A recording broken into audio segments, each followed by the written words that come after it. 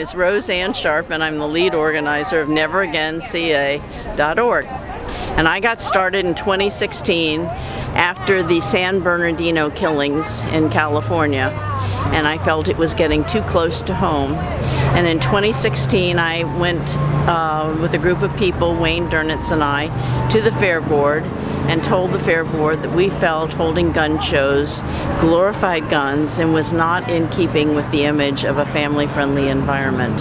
When Parkland happened, I rejuvenated our group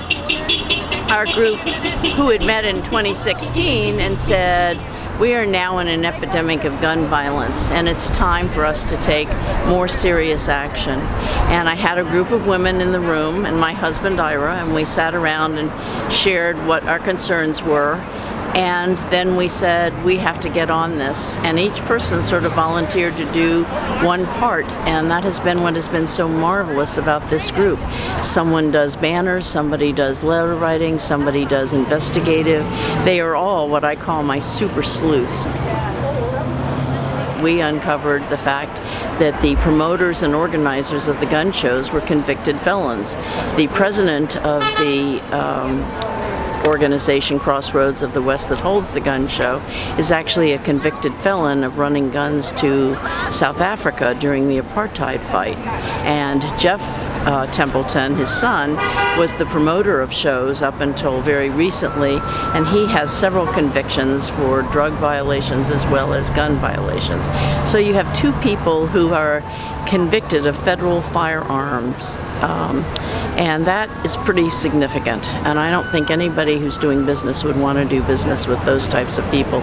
We believe that holding gun shows on state-owned property is not what the Fairgrounds should be doing. They should not be promoting and profiting from the proliferations of guns and ammunition. And that is our primary objective, and that is where we have kept ourselves focused. Yes. You here. Yeah. First of all, say who you are. Are you ready? Yeah. Okay. My name is Mike Levin. I'm running for Congress here in the 49th Congressional District, which includes Del Mar. And I don't want to see our public property being used for gun shows, period. That's why I'm here. I'm also here to stand up against gun violence in all its forms. We've had a member of Congress in Darrell Issa, who for the last 18 years has had an A rating with the NRA. My Republican opponent in the race, Diane Harkey, also has an A rating with the NRA. And I've had it with these politicians that are bought by the NRA. We've got to stand up for common sense gun violence prevention measures, and that's what I intend to do. So I'm very grateful to be here. I'm grateful to Roseanne and Ira and everyone for helping to lead this effort here in Del Mar, and they're going to have a strong champion in Congress if I'm so fortunate to get elected.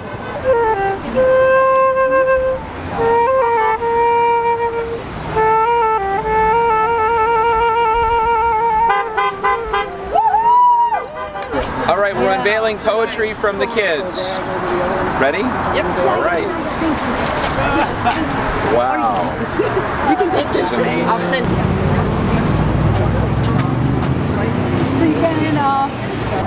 I see a lot of kids. I see a lot of people suffering a lot. And this is not a country which should be going through all this suffering, especially not for guns, not because of guns. So when this happened, when I started working with Never Again California, I finally found an outlet. I was going crazy. I was getting depressed. I couldn't sleep because we've been hearing of so many massacres. The massacres are a small percentage. Every day we have about 30 people at least dying in the United States because of gun violence. That's all. It's either homicide or suicide or accidental killing. So we convened a whole lot of kids and young adults, and I sat and talked to these children to ask them, how do you feel about guns? What do you think about guns? In the beginning, they didn't want to say much, right? They were very wary and they're very shy, even though they are my kids, my school kids and kids from my program and outside their friends and so on and so forth, my neighbors. But then, after one kid started speaking, it was an outpouring. It was like turning on a tap, literally. And these kids were saying, like I said, if a balloon goes off, if a balloon gets popped, the first thing they fear for is death, right? If there's something falling down, like something falls heavily on the floor, they think it's a gun. they don't know what's happening. They only hear about all this in the news and they know it's reality, right? So I'll just let them talk. I didn't talk at all. I just let them talk. And this is one of the kids who came to our house. This is Rekha and Roshan who came to our house. And I just took down all of what they were saying. And I put them into poetic verses. That's all I've done. And this was the day after I talked to them. I could not sleep. I could not sleep. I was, my heart was heaving. I don't have kids in this area anymore. My kids are all grown up. But this should not be happening to kids, right? So what you see here is purely a description of what they said. I sent this to my son, Sharpe, and he kind of redid it, but spoke up for what he felt, right? And it's a lot more insistent and a lot more urgent. Thank you! And that's what you see, a youth perspective on the same thing. Very good to meet you. Good? All right. This is all the art from all the kids. Here we go. Wow. Oh my goodness. It's great. It's great. Thank you. Wow, wow, wow. Nice unveiling. Who are the students that did this? Lata has, I can send you the names. I have, oh, I forgot to put the names down. That's all right, I have the list. But they're like 20 students. 26 people. 26 students. They first had to agree on it, Mike. Lata said it was a real work in leadership for her because the kids all had different ideas. So she had to convince them that we got to get together here. So they first had to decide on their design. Unbelievable. But they really have a lot to say. This is very powerful. Yeah, right. Did you ever have any experience with a violent? Yes, at our school there was a threat. Oh, Yeah. So our school, a lot of people didn't go. There was a lockdown too. Yeah. So everyone kind of to take a stand. No one came to school one day. It was very few people, and we all wanted to bring awareness to the issue. And it was a huge problem. It could have been really dangerous. And yeah, so it was really eye-opening that the issue is very much Real. Yes, it's happening right now. Yeah, so we need a change, make a change. we sure do. Yeah. And were you scared? Did this scare you? Everyone was Yeah. really scared. It was scary. Yeah, to just come to school, I think. So Like we want to be safe at school, feel safe at school. education is the most important thing. We shouldn't have to worry virtue. about guns when we come to school. It's supposed to be a Exactly. safe place for us. We had an event the other day, and the large supplies that we had How did you get involved in Never Again? I'm here because 2 years ago I saw a little group of people out here protesting the gun show, and I found connections, and I joined that group 2 years ago. And that little group then went to the board 2 years ago and told them we wanted some change, and there was no response. But then this year, but I'm still in contact with those people. So this year, after Parkland, I called Roseanne Sharpe, the same person I worked with before. I said, we got to do something now, because if we don't do it now, it's not going to happen. And so then Roseanne called several people. We had 13 people at my house on March 6th, and this evolved. Those 13 people created this movement, and it's in support of the Parkland kids. So we're called Never Again California, because we have the same goals that the Parkland kids have. We want to end to gun violence, and specifically in this case, we want the gun shows to be held somewhere else. I don't think it's appropriate they're on state property. Could you say a little bit about how you wrote this? It's a very beautiful poem. So a couple of different sources came to me. My mom wrote a little poem which inspired me. I talked to some friends who have lost people to tragedy, regardless of whether that gun death was on American soil or overseas. They feel the same way about it. They feel like a life has been taken away from them, and they feel like a weapon of war shouldn't belong on American soil.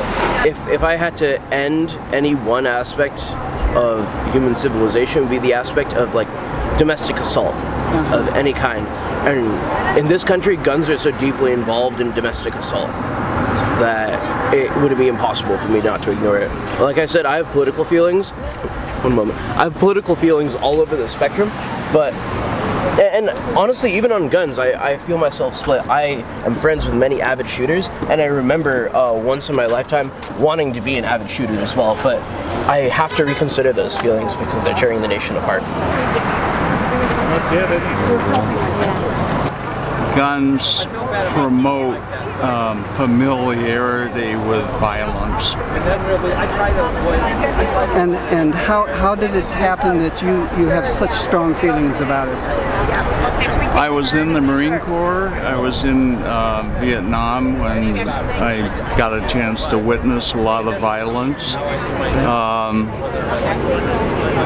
Just at a micro level, I had a father that owned guns, and when he established, one thing I remember, when he became kind of incompetent, he still had the guns, and he out of nowhere assaulted a caregiver for my mom. Oh my God! That you mean was, like shot her? Say what? No, threatened her. Or threatened her. She ran out of the house and she's still running. I've always felt like guns are so dangerous. It's always bothered me over the last few years how they are being more and more promoted and normalized in our culture. Now I'm researching things that really make a difference. Another article that I ran across as I was researching was about the Las Vegas shooter. His name is Paddock, and he bought, it's actually been proven, the Crossroads gun show dealer that sold him ammunition has admitted it and been indicted, done a press conference about it, that he sold the Las Vegas shooter the ammunition that was found in the hotel room after the shooting. And that was something, as I was researching, that I just ran across. He did a press conference, which was great. I found the indictment. I looked at the dates, and I could see that the dates were the exact same dates as the gun shows in Nevada and the gun show in Arizona. And so you could see that those were Crossroads gun shows where this dealer, this vendor, continually plies his wares, and where Paddock met him so that he could buy armor-piercing bullets to take with him to the concert in Las Vegas when he became the worst mass shooter in modern history, killing 58 people. Okay. I'm here because I support Never Again, and many schools have been affected by threats, violence, shootings, all these awful things that affect families, friends, and their education. And I feel that no school should have to go through that, and this shouldn't even be a problem to begin with. And my school got a threat itself, and so a lot of people were scared. And then also Torrey Pines High School got a threat, and so a lot of people did not go to school that day. Torrey Pines School got canceled, all these awful things, and it got to the point where I would stay home and be like, Mom, I don't want to go to school, I'm scared, I'm gonna die today. And I did not want to leave my house. I was so scared. And I came up with like plans on what to do in case of a shooting. Like I had this plan to go up on the roof through the dance studio and then through the teacher's office. But then we found out that ladder is not available. Like they can't unlock it. And so I had to come up with all these other plans, and they were terrifying, and I did not want to have to do them. And I asked my mom, like, can I be homeschooled? Can I do online school? Just anything but public school or private school, or just anywhere that I had a chance of being shot, because I don't want to die. I really don't want to. Like, 2, 4, 6, 8, stop the guns and stop the hate. 2, 4, 6, 8, stop the guns and stop the hate. 2, 4, 6, 8, stop the guns and stop the hate. How did you get involved in being here today? Well, I've been involved in the cause for a long time. When Sandy Hook happened, I was invited to participate in a workshop at the school, and I actually met the parents of Sandy Hook, and that really shook my world. I had 3 kids all at home at the time, and of course with the Parkland event, it was particularly impactful to my family. I have a 14-year-old daughter, and for the first time, one of my 3 children said she didn't want to go to school. And I knew I had to do more. So I organized, a lot of my friends felt the same way, and I realized that a lot of them would want to go down to the march downtown and make a statement that we want this culture of gun violence to change. So we filled 3 large buses and went downtown to the march. And in that process, I met Roseanne and some other people from Never Again. And I realized this is what I need to do.